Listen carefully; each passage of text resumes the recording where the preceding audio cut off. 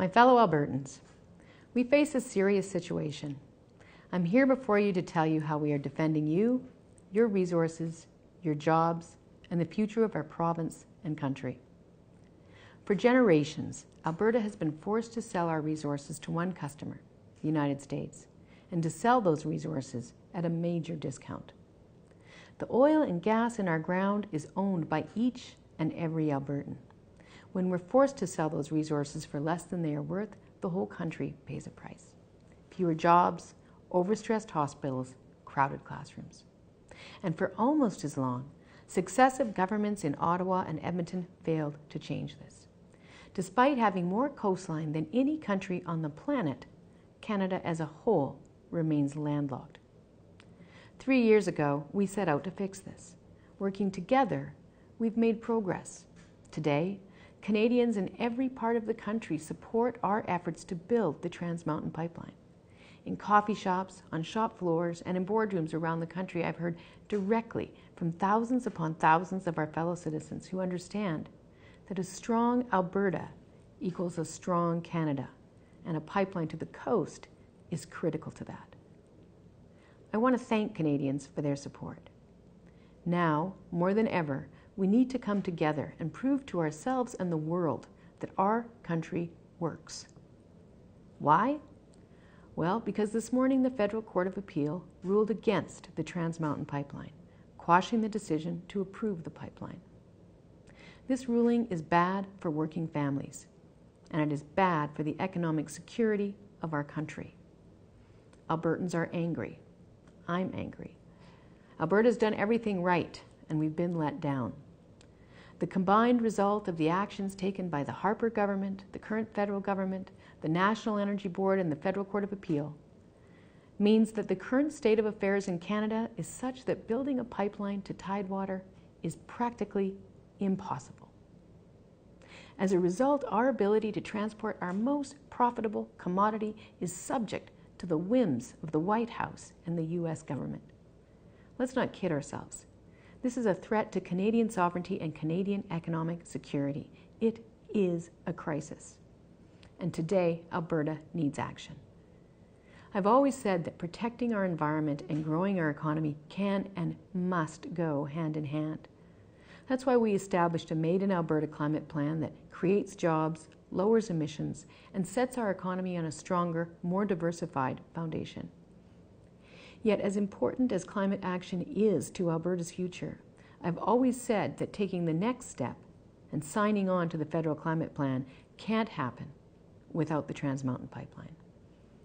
And so, today, I'm announcing that with Trans Mountain halted, until the federal government can get its act together, Alberta is pulling out of the federal climate plan. And let's be clear, without Alberta, that plan isn't worth the paper it's written on. I don't take this decision lightly. Every Canadian has a stake in climate action, no more so than my kids, your kids, and the generations who will follow us. But Alberta, and indeed Canada, can't transition to a lower carbon economy. We can't build a more just, equal, and prosperous society. We can't do these things if we can't provide the jobs and the prosperity that comes from getting fair value for our resources. And so to Ottawa, I also say this. Successive federal governments created the mess we find ourselves in. It was broken in Ottawa, and now Ottawa needs to fix it. When Alberta's economy is held hostage, Canada is not working. So the time for Canadian niceties is over. Earlier today, I spoke to the Prime Minister, and I told him that Ottawa must take the following actions. First, the federal government must immediately launch an appeal to the Supreme Court of Canada.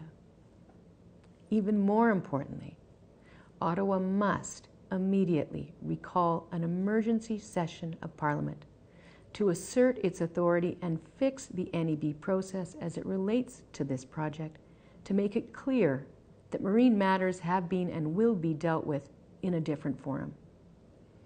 Then Ottawa needs to roll up its sleeves and continue its work to protect our coast and improve consultation and accommodation relating to Indigenous people in the way they deserve.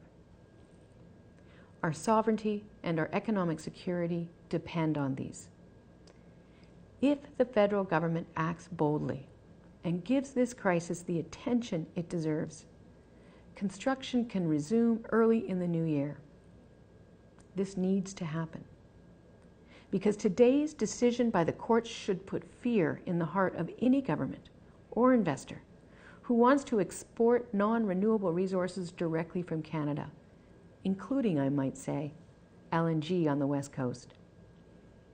We cannot accept, no one in Canada should accept, that the only way to sell Canada's resources is through the US.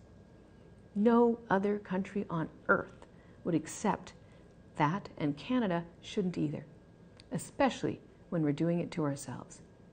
It is ridiculous. Money that should be going to Canadian schools and hospitals is going to American yachts and private jets. We're exporting jobs, we're exporting opportunity, and we are letting other countries control our economic destiny. We can't stand for it. That's why I pulled out of the National Climate Plan and called on the federal government to take this to the Supreme Court, call an emergency session of Parliament, fix this mess, and get construction restarted. Alberta, we are the economic engine of this country. We have built one of the greatest societies on earth through hard work, ingenuity, and by aggressively defending our interests when those interests have been challenged. History calls on us to do so again today, and we will not back down. Thank you.